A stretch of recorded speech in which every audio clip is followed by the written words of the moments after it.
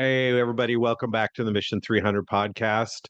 We have Jason here, Tommy, myself, Brian, David, and the illustrious and the hidden, and the one that's been outside too long on the trail, Caleb, is back with us after 7 months of completing the Appalachian Trail.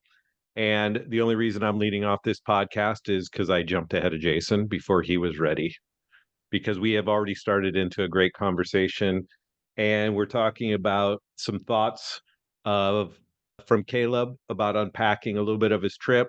We're going to talk about our new Mission 300 Man versus Wild event that we launched in the US and the effects of that, and talk about where the podcast is going in the future. And so we have Caleb here. I'm Yeah. curious about a really helpful point. You just were talking about this just a minute ago. You were talking about it's not so much your willpower anymore. And when you were looking at people that were getting ready to start, it's almost like you saw, maybe you didn't really say this, but correct me if I'm wrong. It's like you saw their kind of some of their inabilities, but you couldn't necessarily see your own inability. And that's completely changed now. What do you think that was? Because I think whether it's in fitness, whether it's in mental or work, once we're kind of determined to do something, we kind of see ourselves completing it, but we could see where other people's flaws are. How do we get more of an internal self-assessment? Because it didn't stop you, but it probably helped you having a different assessment. Yeah. I think like I met with an Appalachian Trail hiker before I did the trail. This was like 2 years ago. And he said one thing to me. He was like, be prepared when you go on the Appalachian Trail, it will reveal all your vulnerabilities in life. And he said it literally every vulnerability you have, whether it's physical, mental, spiritual, and all these different aspects. And I kind of was like, yeah, whatever, man. Like, that sounds good. Sounds cool. And the Appalachian Trail, like if I had to say anything, well, I think it was God using it, but like it just destroyed me, like in every aspect of my life. Everything I believed about myself that wasn't true was destroyed. Everything that like every way that I thought too highly of myself was destroyed. Every way that I thought too lowly of myself was destroyed. But I think the main thing was like throughout the course of the trail, it was really um like I don't know if this is cliche to say, but like it was just me coming to the end of myself in every aspect. Like everything was realizing my own inabilities. And so like when I saw other hikers at the beginning, I could look at them and be like, oh, that's that guy's first time setting up his tent and he's doing it on the Appalachian Trail. Meanwhile, like people were probably looking at me and going, this looks like this is this guy's first time hiking. He's huffing and puffing up this little hill. Wait till he gets up north. And so, like, I think there was lots of, it's easy to look at other people and see what, like, they're going to be struggling because you're almost worried about them.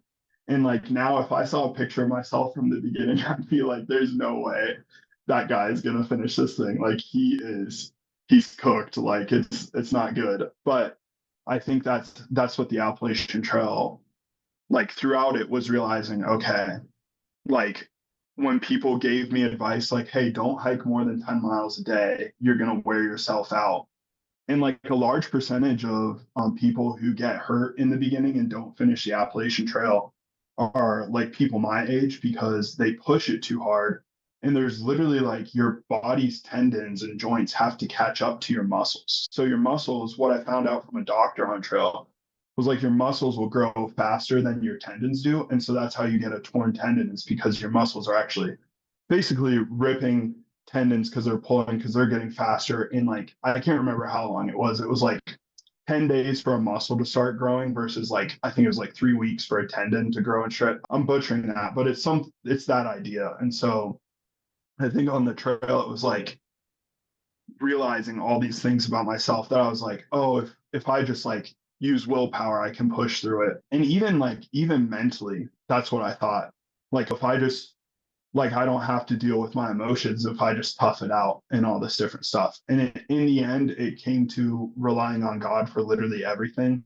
Like there's no credit I can give to myself for the Appalachian Trail. The only term I can think of is the mercy of God, seeing God work through everything like ridiculous amount of times. Like I just like that's what I believe in now. I don't believe in myself and my own willpower. I believe in the power of God, because that's like there's literally no way I would have finished the Appalachian Trail. Like, especially up north where it got really tough, I just had a better and better time because I was less looking at my own strength and own willpower and all these different aspects. And it was like the tougher it got, almost the more beautiful it got, I think, in a way. And that took a long time. I'll say that too. That like was only the last quarter of the trail that I was thinking like that at all. The rest of the time I was pretty miserable. So in a good way, but yeah. Did you do, I'm sure you didn't do like a BMI index before and after, but do you have a weight that you were at before and after? Yeah, I was at like 285 before, and now I need to check again. The last time I checked, I was at 205 or 210. No So way. yeah, it fluctuated a lot in the end, weirdly. But yeah, I lost 80 pounds basically. So Dude. yeah, the challenge now is to keep it that way. But So, quick question for anybody listening, to be a little bit not a devil's advocate, because I know what we're saying, but it can become easy when you hear people talk and we throw God around and God did it, God did it, God did it. And then you have someone who doesn't believe in God and fights through it and deals with emotions, deals with physical, and gets all the way to the end and says, "Wow, that changed my life. I discovered nature. Nature made me something." How do you define the difference of that? Because I think you know what I'm talking about. How do you clarify what was God versus you just getting over yourself, developing and facing it as it is?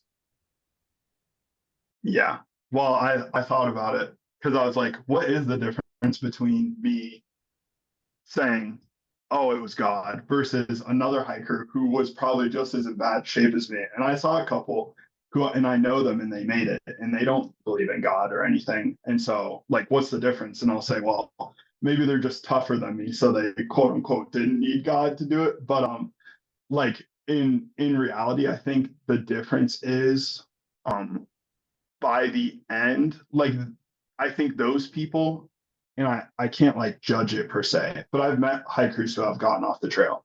They get off the trail and they go back to the same old, same old. And I think it's like now all these different aspects where, like, they say, oh, nature changed me. But the second they're out of nature, back in the real world, like a big thing on the Appalachian Trail is people saying, like, oh, I'm having post trail depression because they're all of a sudden there's no dopamine from climbing these beautiful mountains, seeing these beautiful views, eating whatever food you want all the time. So statistically, most people who get off the Appalachian Trail and were overweight before are immediately overweight again after the trail because they keep on eating like whatever. And so, like, I don't know because I haven't like interacted with enough hikers after the trail per se. I still have some of their information, or like I've texted a couple and they've been like, I don't know what I'm doing with my life. I'm sitting here. One guy literally texted me and said, I'm sitting here eating a gallon of ice cream and I'm confused about what I'm supposed to be doing. And so I think for the people who are like, oh, nature changed me, this experience, blah, blah, blah. Well, the second they get out of nature, like, sure, they can go on a weekend hike, but they're not like on the trail anymore.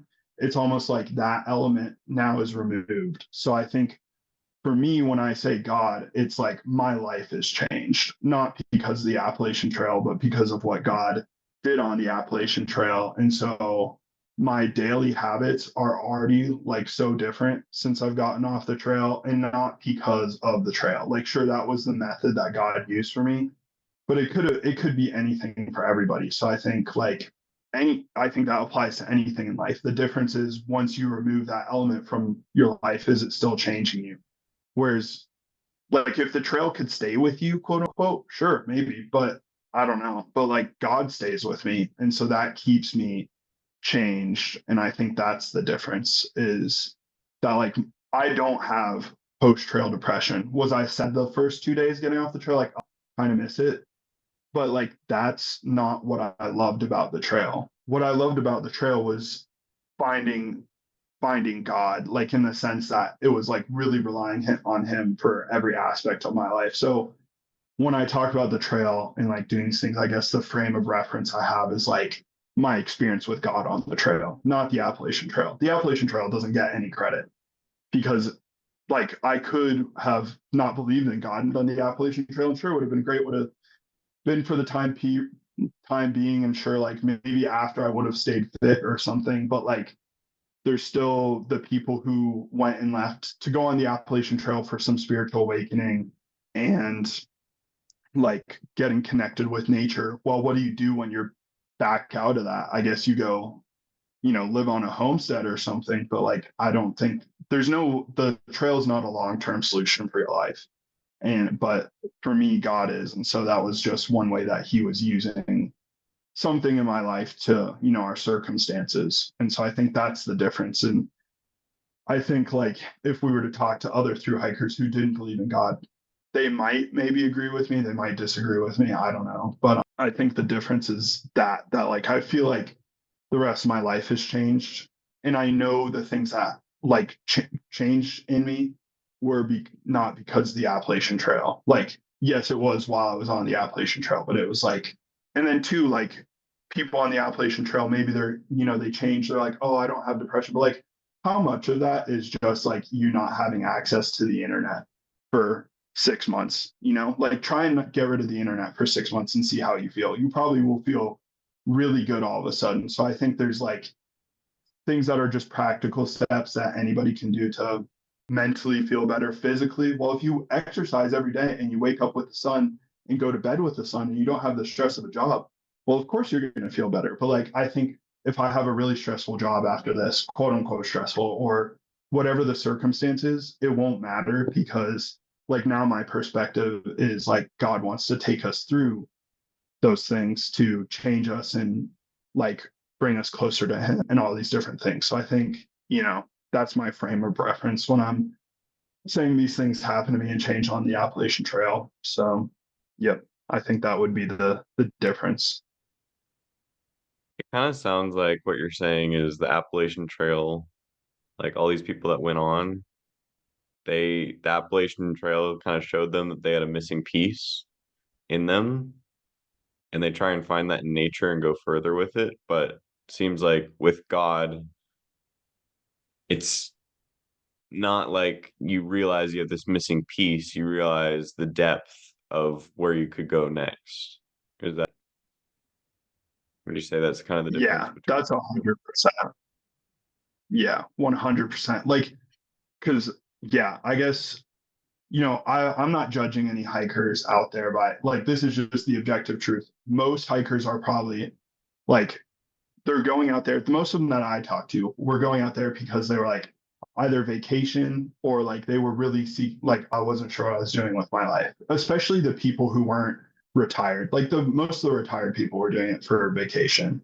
But anybody my age was that. And then everybody drank on the trail the entire time. I'm not saying anything wrong with drinking, blah, blah, blah, but like drank, smoke, and then was like every other person was like tripping on shrooms or acid or different things. So they were all trying to have these like spiritual awakening and experiences and things being revealed to them about life through like they were trying everything. It wasn't even just the Appalachian Trail, right? It was just like all these different things we're going to try and have this spiritual awakening. And I think yeah, that's 100% the difference, what you said, David. And I think I met one guy on the Appalachian Trail who he's hiked over like 10,000, or it might have been like 20,000 miles of trails in the United States. And he also did it because he felt it was what God wanted him to do. And I was like, wow, 10,000 miles. Like, I don't feel like that's what God wants me to do. But he had this interesting, I'm going to butcher it and I need to do more research into it, so bear with me on it. But he basically said the word for wilderness, when it refers to the Israelites going out into the wilderness, is midbar. It's spelled like midbar. And the word bar actually means voice, and like me means with voice. But when you put them together, it means wilderness. And I think this sums up my experience. But it's basically like those two words separated are with the voice, and it's associated with the voice of God. And so wilderness and with the voice of God are essentially like not the same word, but the roots of those are in the same I need to research it more. The way he put it was amazing. And it was basically that, like, when you read the Hebrew, it's basically trying to tell you that, like, in the wilderness is where the voice of God is most clear. And so his point, I kind of asked him the same question, like, what's the difference between us doing the trail and most other people? And he said the difference is most other people think that it's nature, like telling them these things about themselves, or they're like learning these things, but it's really God always working through nature. Like the heavens declare the glory of God. So even when people are like, oh, I felt this spiritual thing, or like I feel like I understand something more changed, it's like it's really still like God, they just are completely misunderstanding it. And that's like why we do it, because like in the wilderness you can hear God more clearly. And I think like people are getting it confused with their own voices in their head. So whatever their God is what's speaking to them more clearly, making them feel better. And I think, on the trail, it's like getting rid of all the distractions and the noise, being able to hear God more clearly was a big aspect as well. And so their perspective is very different on how they're quote unquote hearing God, essentially. I don't know if that makes sense, but it does. Can you just clarify a point for people listening? Because sometimes people will say, whatever God it is, there's God and you're hearing God. Can you clarify what that difference is for you? So God through a relationship with Jesus Christ, how does that all fit with the trail? You understand what I'm saying? Because again, it can become nature's talking. It's just another way to find God. And that's not what you're saying at all. And the only reason I'm clarifying this is because we have a world that interprets it this way. So I just wonder how did you get to that clarifying point of the difference? Mm-hmm. I think the key difference is when other people believe that quote unquote God, and it's not objectively Jesus. Like it's like they may not refer to it as God, but like Mother Nature, all these things, when they're feeling that the Appalachian Trail is changing them, it's more just like, yes, hard things in life will naturally change you. But at your core, your identity isn't changing. So like you're just adapting to your circumstances. But when it's God, I think in some aspects, when it's Jesus and you're walking with Jesus, it's changing who you are, like directly at your core. Because maybe those people love nature beforehand, they love hiking, blah blah blah. I hated hiking, honestly, or I found out I hated hiking, like for when it was really tough, I guess. But I think the difference is like it's changing, it's changing your identity. And when it's not the real God, like the real living God, Jesus, and it's whatever people's concept of God is, whether it's like nature or something like that, it's only them adapting to their circumstances. So they're getting tougher, of course, because everybody gets somewhat tougher, or they quit the trail so they didn't get tougher per se. But I think the difference is like I said, when they get off the trail, what really changed for them? Because all of a sudden they need the trail again to feel like they did before. And I don't think I would love to go do the Appalachian Trail again, but I don't need to. And even other long trails, if I went to go do another trail in the United States, sure, I would love to now, but I know it won't technically really change me unless God told me to for another reason. But it's like a lot of people, I've even heard statistically, when you finish the Appalachian Trail, you're more likely than any other person to go do another trail. And it's probably because in the end, their identity got connected to the trail. Like, it can almost be annoying. Like people are like, oh, I'm a thru hiker, and now I'm entitled to these things. Like when you get into a town and like people just are like, oh, people like should really help me out and stuff because I'm a thru hiker. I'm an Appalachian Trail thru hiker, and they make it their identity. Whereas like my identity is not connected to me finishing the Appalachian Trail at all. Like it's not going to my Instagram bio to make sure everybody knows that I completed this thing or whatever. And so I think that's the difference, is God gives me my identity, not the trail. And that's why people get lost after. So can I summarize this point? Because I think it's very important after all the years of us knowing each other in conversations, I want people to be able to grab that experience. So for a new listener or someone who's trying to wrap their head around looking for a God experience, it's we discover Jesus the way, or Jesus is the word, so he speaks to us. But in the picture, we see Jesus going as a man into the wilderness, and he's interacting with his Father by the Spirit. So the Spirit of God is moving him through the wilderness, and the wilderness isn't making him, but in the wilderness, he faces all these things. He not only experiences who God the Father is, but he experiences the power of the Word, or we would say Jesus, because that's who he is. And then the Spirit of God is empowering all that to deal with the enemy. And that can be your flesh, it could be demonic forces, it could be your environment and change, and all of those things that are against who you really are, to come out the other side in your true identity. And it's through that whole relationship that not only does Jesus model, but he also encompasses, which makes that way different than I just heard God.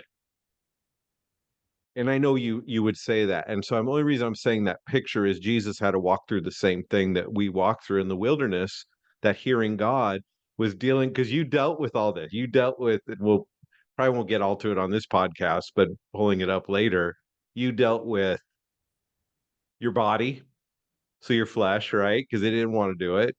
You dealt with your emotions, you dealt with almost the strongholds of your life in that whole journey through that. But then you discovered God as a father guiding you and almost pushing you along beyond what you thought you were capable of doing, because you trusted his word being spoken about you, but that felt like it was almost in charging you. So anyway, I wanted to kind of lay out that whole picture, because in all of our conversations we can summarize it God's saying, but that's really the picture that we have come to. So I just wanted to add that in for the listener to understand where we're going, which is why the trail isn't your identity.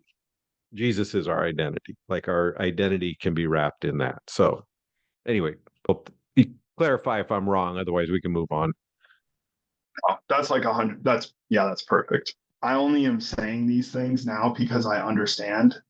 If I was on the podcast in the middle of the trail, you guys would not have wanted to hear me talk, because it would have been like, I do not know what is going on. Like, I'm losing my mind. Like, so just to clarify for everybody, like, it's like a journey as well. Like, it's not like, oh yeah, you just one day understand it. Like, oh, you just got to get it through the stuff. It's like, it's a process. I was, like, to be completely honest, there was days I was walking on the trail pretty much crying while walking for miles and miles on end, because I was like, I don't know why I'm here. I don't want to be here. I don't get it. And now I look back and I'm like, wow, that was the most amazing, beautiful experience that I could have ever hoped for. And in the moment, I didn't even want to finish it for a good chunk of the trail. Like, I was just miserable and all these different things. And I think it was, so just to clarify that, like, it's nice to talk about it now, but like, hindsight is 2020. So somebody could be going through a process with God that's really hard right now and be hearing me talk and be like really annoyed by me, because I would have, if I heard myself chatting right now, I'd be so annoyed. Like, man, you just don't get it. It's not that easy. Like, and it's not easy. I'll say that, like, to get to that point. But even by the end of the trail, like, and when I'm saying it's not that easy, and it is that easy, like referencing God forming our identities, because I had to be like stripped of everything that wasn't what God said about me.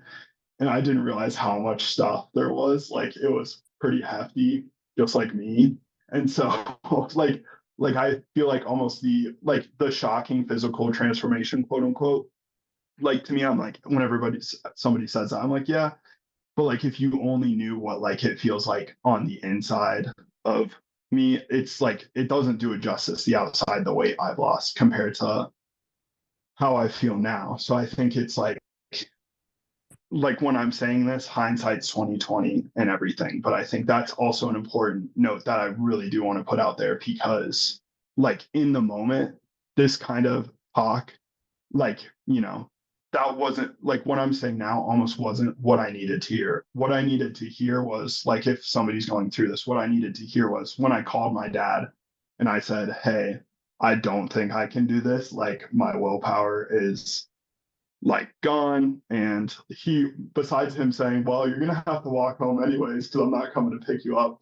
His main thing that he said to me was like, you have to come to the end of yourself and cry out to God. That's your only chance of like getting through this. And that's what God wants too.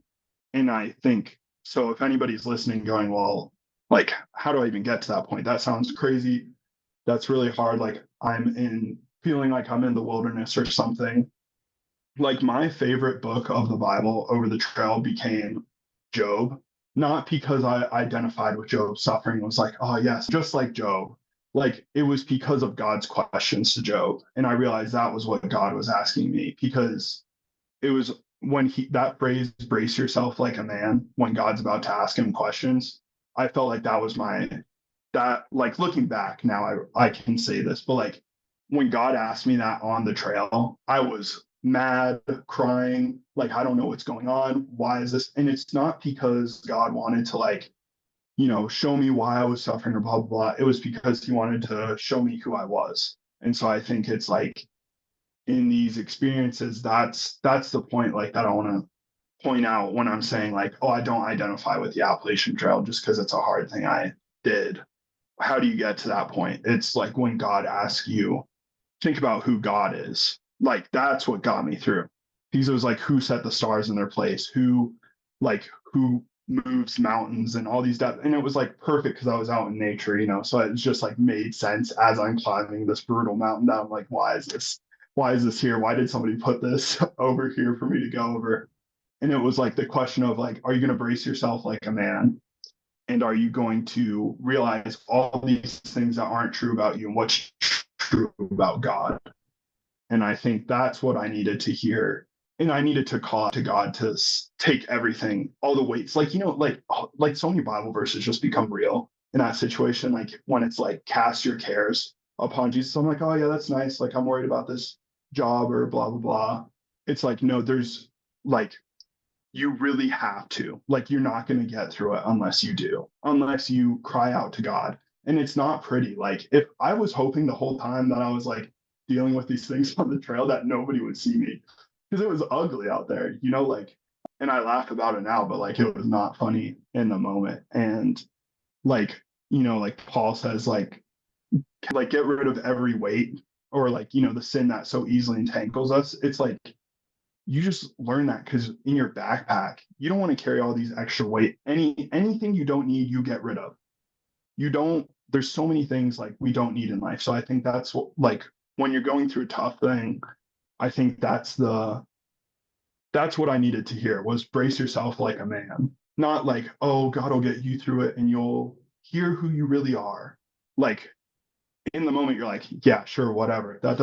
Who cares? Like, this is tough right now. Like, I don't care about what's going to happen in 3 months. What about right now while this sucks? And I think that's like, just if anybody is listening who is going through some spiritual experience like that, yeah, I think that's what I wanted to hear was the brace yourself like a man and these questions about God and knowing who God is and then knowing who I am. But the whole time I was like, why isn't God like saying anything to me out here in the woods? And like anytime I had to go up a hard mountain, I would put on music and play music or listen to an audiobook or podcasts. And I think I also did that so much in my life beforehand that there's no way God can talk because I'm drowning out all the trouble with little dopamine rushes of playing music or listening to an audiobook. Even like I was talking with my grandma about it. I was like, I loved listening to C.S. Lewis on the trail because everything he would say about God. And then I realized listening to C.S. Lewis for me, even though he's a Christian author and good, was no good for me on the trail because it was just a distraction. And so that's another thing. So I'm just throwing stuff on top of stuff. But like I was expecting God to talk to me to like, I need something to keep going. And then I'd be like frustrated and put music on. And like, just to make it up, I just need some music to make it up this tough hill. because, man, I can't handle my own thoughts and stuff. And so, of course, God can't intervene because I'm letting, even though it was like good Christian music, like it was like, it was just a distraction. And so I think it was like, we have to like strip away everything if we really want God to be able to ask questions or like tell us things about, like, there can't be anything. It's like, I didn't even think about it. And then I did finally I just got rid of my headphones altogether. And that is not a credit to myself. It's literally just that I got so frustrated with it. Like, I don't know. It was just God intervening and basically giving me the idea to get rid of my headphones because I was just like, I'm going to miss out on so much. Like, I'm not hearing nature or whatever, blah, blah. And it was really like, how are you supposed to hear the voice of God if there's noise 24/7? And that's when it got harder. It didn't get easier because I got rid of my headphones. It got harder for a period of time too, because then I was really having to deal with my own thoughts and all these different aspects. And it was all about, in the end, the ability to hear the voice of God, I think. It's almost as if you had mentioned this earlier, Caleb. I think when you were relating it to the physical aspect of it, like we've talked about exercise and the physicality of things, and you knew everything beforehand and you would agree with everything beforehand, but then you go through a circumstance that forces you to experience it all and understand it all, and there's something that just changes in that, and it's comes in with all these questions. And Job says, I knew about you before, I've heard about you before, but now I see you. Now my eyes are open. Now I understand and I repent.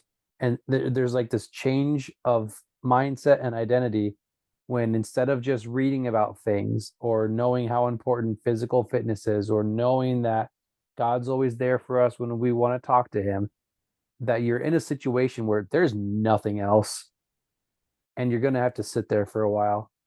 But then something changes and it doesn't get easier. I find that so interesting. How you said when you got rid of your headphones, it did not get easier. It got harder. And a lot of people expect the second I take this action and do this thing, then everything should get better, right? Well, no, it actually gets harder, but it gets different because now you're letting go of the things that weighed you down, and you still have the hardest part of the journey in front of you. And I don't know if it'd be a phrasing that you agree with or not, or maybe you would have some clarity to phrase this better, but it's like you become better or you become different because you realize I actually don't have the willpower to get through this. I'm at the mercy of God here. And spoiler alert, he shows up. I would almost agree with that. I do completely agree with that. It's like, I don't even think I got better. Like, I think it was just that I got closer to God because I think before, like, I would even like to think like I would, like on the podcast, I've said this before, like, do hard things before hard things come for you. And I think almost on the trail, like, I wouldn't say that anymore because, like, you're going to have to naturally do hard things. But I think there's like an invitation from God to go do something. And it's going to be hard because God's inviting you to do it. And I think, like, there will be suffering and these different things. But I think,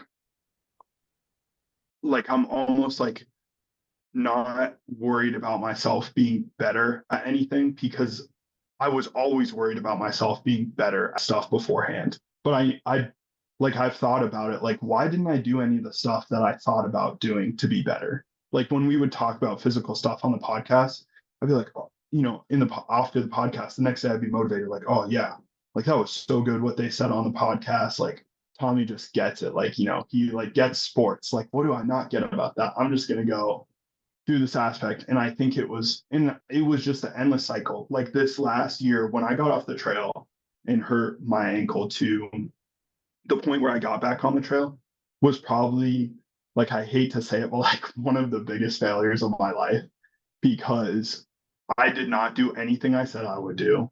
Like, I like kept on being like, well, I'm going to get back on the trail next year, so I'll be fine. And I don't know what I was thinking the whole time, thinking, oh yeah, my body will be more prepared for it than last time. Like, just willful ignorance and all this stuff. But I think, like, now looking back, I think it's just because there wasn't any circumstances that I put myself in that forced me to really show what I believe. And so in that sense, like, I guess that's the doing hard things, but it's almost like you can occasionally do hard things, but like, I guess I haven't fully thought out this thought yet, but the hard things aren't going to make you better. Like, which is contradictory because, you know, if you work out and all this stuff, of course you're going to get stronger. But like, I'm so convinced, like, maybe it's God using the hard things, but it's almost like I'm at this place where it's like, I don't want to give credit to anything except God, because that's my perspective on the trail, is like everything happened, everything was made possible because of God. So can I even say I got better? I think it's more that I just understood more of who God was, which makes me understand myself more. And so maybe it's not that we're becoming better people, but it's, and I know this is like nitpicking words, but it's like we're becoming more true to who God says we are. You're dead on that last point. And I think a lot of times we create theories and doctrines about a relationship with God without getting to the real essence. Is even in the story of Job, you got to get through the 34 chapters of people speaking wrongly about God. So that's kind of like your thoughts the whole trail, trying to analyze things. We're doing all this stuff. We're still fully alive when we should be dead. You know what I mean by our old man being dead, and you finally hit that point where God says, stand up like a man. And I just thought it was very interesting is God begins saying, what I created. Were you there when I created? And in our Christian life, we die to our old self and we take on his new creation, being born again. That's where that whole concept comes from. And he's not bad when he says something's born again, that I created something new. How dare we mock it? And so this whole thing, when you finally come to the point like God can have all the credit, it's just like, I just love God, because you're not you're complete. Like when you're complete, your credit is irrelevant because you're just complete. And you just want to celebrate. And I just thought it was very interesting watching you transition those 2 points, and how it is so true that it's the whole idea of the Job story is you are trying to keep alive something that should be dead. And I'm going to tell you what you actually are. And in that is where all that fulfillment is taking place. How do we create scenarios that people don't know? Like Paul says, we have 10,000s of teachers, tens of thousands of teachers, but we don't have many fathers. How do we create that environment where more people can experience who they actually are, deal with what they were, and see God for who he is? How do we create that where people understand like everything you just laid out in scripture, you understand scriptures because of the trail. Before it was just information. Now you understand, this is what Paul's talking about. This is what Peter's talking about. How do we create that? Go hike the Appalachian Trail. No, I'm just kidding. I think it is going to be a little bit hard for me to separate the practical things I did from like what everybody can do. Like, I guess, like to me, like I want to say, like, get rid of every distraction in your life. Like that was, what was the trail? What was I doing on the trail? Like, and that is like such a rare circumstance, because like who can get rid of internet, job, you know, worrying about anything for 6 months to where you're just like hearing from God. So I think, how do you create these circumstances? My objective is to drown out every other voice besides God's voice, because like even being back for 2 weeks, everybody, like everything is trying to grab your attention 24/7, and you're trying to also distract yourself 24/7 from every little inconvenience. Like, I've learned that it's better to be uncomfortable and address things. Like there's so many things that it's hard because like I'm saying this and I'm thinking of myself before the trail, And I'm thinking, yeah, I would agree with what I'm saying right now, but I did not understand what it really meant to do these things. And I think, like, how does somebody, like, I want to say go choose to go do something hard, but I think there's something God wants everybody to do, that he's like, he has like, there's like a invitation letter that you got to RSVP to and say, I'm going to show up and do that, God. And I think to say it's one specific thing would be impossible. But I think, like, for example, like David running the marathon, like, I'm not going to go around telling people, like, you got to run a marathon to get closer to God or something like that. But I'm sure David thinks that he learned, that he understood once he did the marathon, not that he just knew to be true. Because I think that's the other thing, is getting out all the things that we think are true, that we quote unquote believe and don't really act out in our life to do, that we just maybe, like, taking the step of faith to do the Appalachian Trail. Like, I asked Brian about it before I decided to do it, because I was like, I don't know if this makes any sense. Like, this is just, and Brian was like, well, why not? And I think there's probably things that God wants us to do in our life that I don't know if that makes any sense.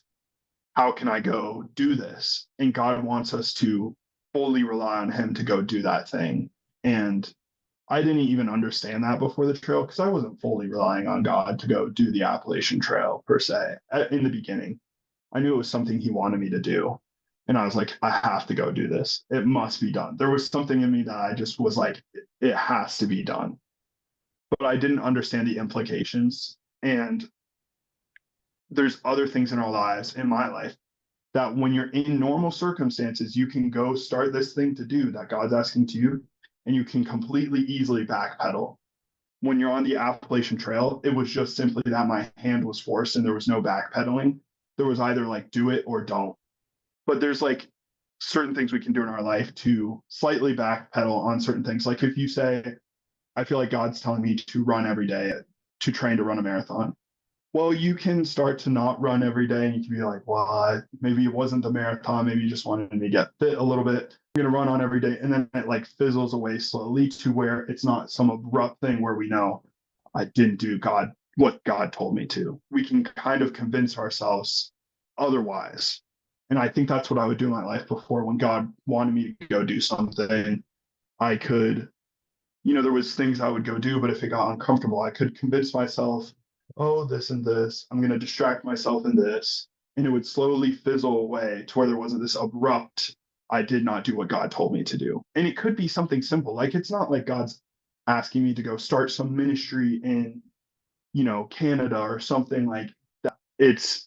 It could be something simple that God's just seeing, like, okay, will you run every day? And, oh, that can fizzle away. But on the Appalachian Trail, it's either quit or keep going. So my hand was forced to decide, what do I want to do? It's been in our heart for a long time, and we kicked off our Mission300 Man versus Wild weekend in the US. And the credit on this goes to Tommy for pushing this through and the necessity of it. And because it was kind of hard getting it all set up, and there's just a lot of issues, but a lot of the dynamics that you're talking about, and we're still trying to work through how do you create a longer term view of this. But I thought it was interesting. A lot of things you said, maybe it was a little bit more years of doing it, but I think some of it happened by accident, by failing badly in putting on this event. Not failing bad. It people didn't know it failed, but we know behind the scenes that is not what we were planning on it doing. But watching that emerge, there's a similarity to this of the intent. And I just noticed, and for those listening, we'll post a little link, kind of a little highlight of the Man vs. Wild weekend, which Caleb will be very actively involved going into the future, because there's principles of going from knowing God, knowing about God, reading about God, being able to debate scriptures online about God, and actually having to hear his voice and do something that it becomes more understanding. And I'm convinced we don't fully know that until we've physically, soulishly, and spiritually been impacted. Like your whole man has to be impacted to truly have the impact, to be impacted. And I'm not trying to make a rule about that, but I just can't see it any other way. Anyone who's truly had their life altered with God has had a physical, something they deliberately did or went to or had done, but they had to deal with it physically, soulishly, and spiritually, our whole man in those encounters. So we created this competitive encounter for men at the event. And I kind of would like to hear from you guys. What did you learn as we go forward to help kind of create events that you had to be in the wild? It was by invite only. Now, if you want to get invited, all you have to do is get to know somebody. So there's a lot of the features that you were talking about. And how do we be deliberate about that in our relationship with God to move beyond our scope? So I kind of wanted them to kind of fill you in, maybe a couple of things that stood out to them from the weekend, and tell me if that doesn't, at least a starting point of how do we help men. And you said the most powerful punchline, and it has been our punchline since. I hate that term when people say, man, it's just time to be a man. It's time to stand up. But no one knows how to stand up because there's no image of a man that stands up. So we don't know what that means. It's just basically, grow up and deal with it. But it's not solving a problem. I like what you were sharing with Job of stand up like a man and listen to me and give an account. Were you there? And that's a different stand up. Like, in other words, stand up like a man and face what you're living when this is what I've said you are. So it's really an identity stand up. And that was kind of a little bit of the theme that went through the weekend. And so I kind of want you guys to kind of fill Caleb in, maybe on just a couple thoughts that stood out for me the weekend, and what can we add to this that will make an effect, at least start the spark of what it could look like. I guess for me, it was quite a humbling experience, both in the terms of humbling and letting identity go of what your expectations are, and just really humbling yourself before God and letting him speak through what we're going to do. And sure, Brian, I'll take some credit on just pushing to get this done, but there's a reason why it needed to be done. And I think God really showed up in that. For me, it was really difficult. You're saying I was the one that was, yep, this needs to get done, but only one of my friends showed up. But to see the strength of the group come together and all of us and actually have a group that came out to the property and experienced, I think were some pretty neat experiences and pretty stuff you're not going to forget.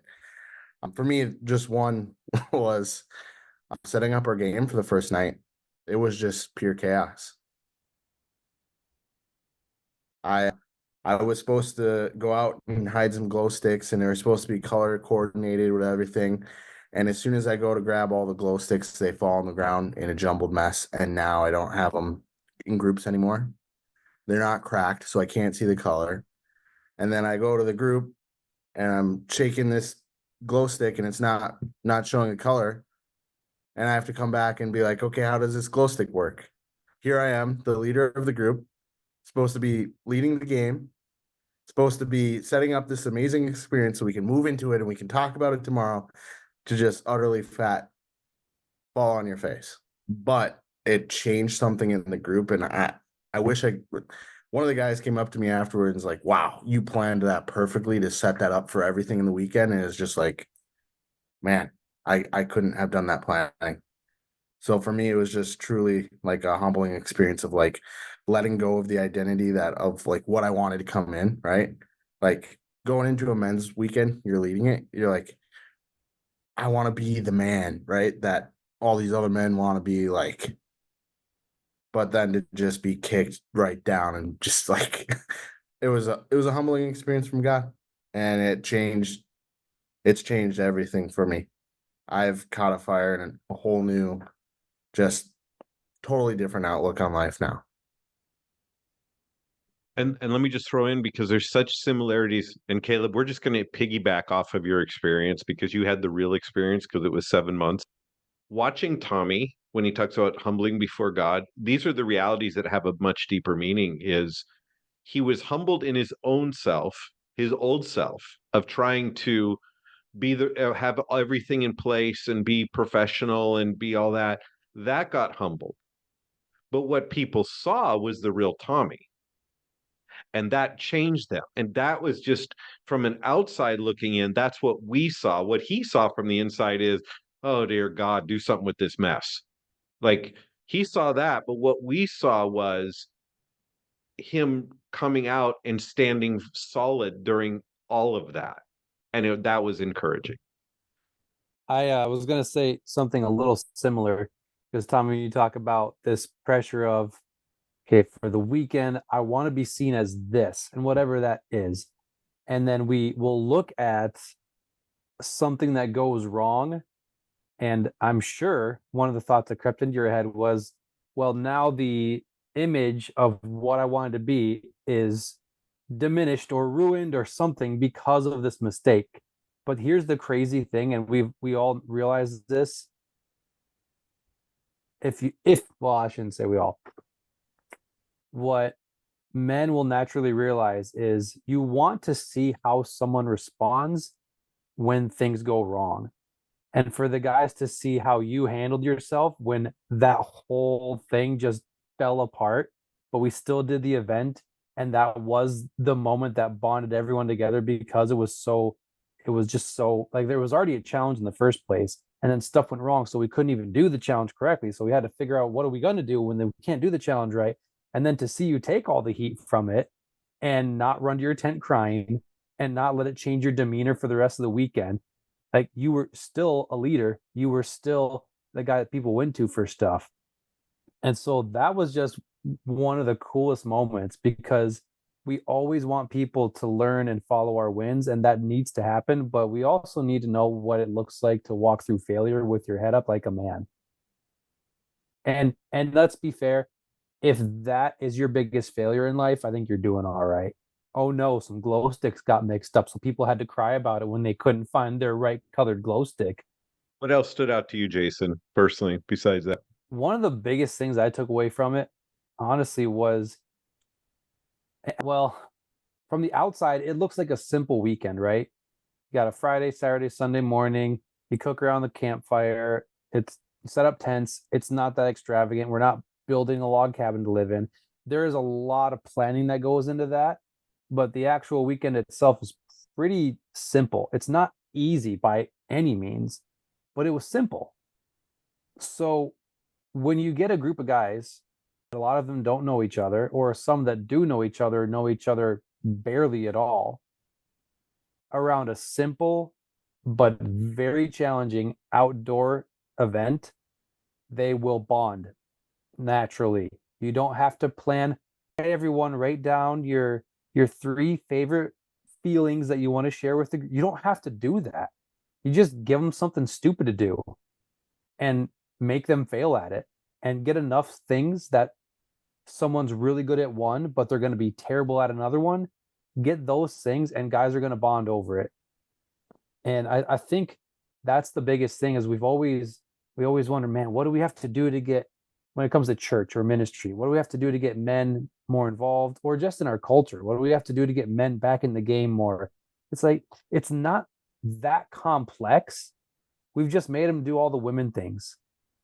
And we don't want feminine men. We want to be able to do the manly things. And we want to be able to be great at some of them and suck at some of them, and for that to be okay. And that the amount of growth and bonding that you can have in such a small time, when you just do something like that the way that God designed men to operate, the amount of growth and bonding that happens it's crazy. It's absolutely crazy. Like the guys that I brought, there are bonds that are, I'm telling you, are going to be there for years and growing strong. And there's guys that just went hunting a weekend ago that met like for the first time at that event. It was awesome. I would say another thing too, while David's thinking, this is actually what a men's retreat or men's advance or men's conference should look like. One of the problems in culture and in ministry is we've loved the success we have with ladies conferences where everyone gets together at a big building and they listen to speakers and they stay at a hotel together. And we think, great, that was a great conference. That was a great women's conference. That's not what men want to go to. I'm not saying you should never do a men's conference in that way, but that's a very different structure and a very different system. And guys, we can learn in that environment. And I love going to a big conference like that and listening to some great speakers and having some breakout sessions. I do love that. But that is not the same thing as guys getting together in the wild for a short period of time doing hard things together.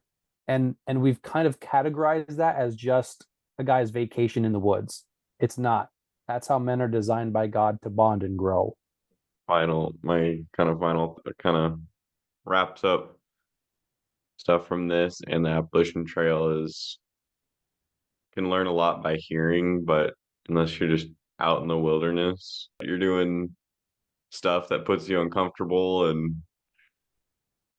out of your comfort zone. And when you're actually doing is where you learn. And you have to apply what you're hearing to what you're doing, or else it kind of just gets backlogged as more noise. Like Caleb listening to C.S. Lewis, which kind of got backlogged as noise when he started doing tough things. It's just, you have to actually do it. Once you do it, you learn. Well, there's a time for both, but you have to figure out how to do it. A part of the weekend that I never would have imagined that touched me in just a lot of different ways is I talked with one of the guys there who was older. Everyone else was gone, out doing an activity, and I stayed back with him, helped clean up a little bit, and we just talked. And I finally realized that there's that piece missing of that how to, right? You want someone who has gone before to help show you the way. But what I realized is it takes a humble spirit to go to that person as well and ask them. So it's a give and a take. There's two pieces. There's the young to go ask, and there's the old to be ready to go teach and be ready to give what they already have done. All right, everyone. Thanks for listening. We have a lot more to talk about off air because we just had to cut a bunch of conversation of brilliant $1 million ideas that you guys are not ready for yet. So we appreciate you guys tuning in. Until next time, keep the faith and stay in the fight. I can do one more if you didn't want my snark in there. No, it's fine.